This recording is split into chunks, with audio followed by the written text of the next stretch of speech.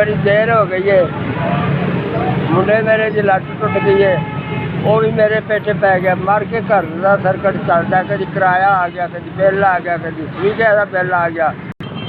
400-500 दिहाड़ी लग जाए जो विक जान से विक जान। हवाई रोजी है, अल्लाह का आसान है, शुक्र होती जात का जो दे रहा बड़ा सोहना दिता पिया। दिहाड़ी लगती है जो अपना घर का खर्चा पानी तोड़ना वा। निके निके बच्चे ने, पुतरियाँ पुतरीए, एक जी लत्त टुट गई, वो भी रोटी तो खानी है ना, रोजी सोहना दे छड़ता है। अल्लाह की जात वक्त पाई होता, थोड़ा मिले या बहुता मिले, शुक्र दा करीदा सोने का। बड़ा चिर हो गया पापड़ बेचदिया नूं, 400-500 लभदा है।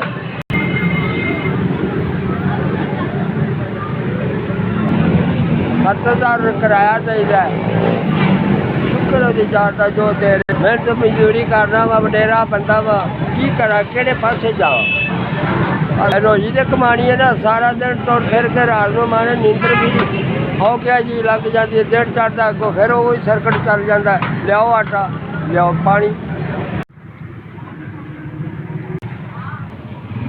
जैसे भी दिता होता रब भला करे, अल्लाह उन्हें तंदुरुस्ती दे, ईमान की सलामती दे, मेरे बच्चे रब तंदुरुस्ती दे, ईमान की सलामती दे, अल्लाह इदू भी चौखा दे मेरा सोना।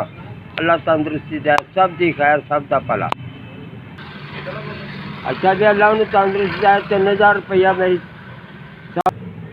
SP, तुहाडी बड़ी मेहरबानी।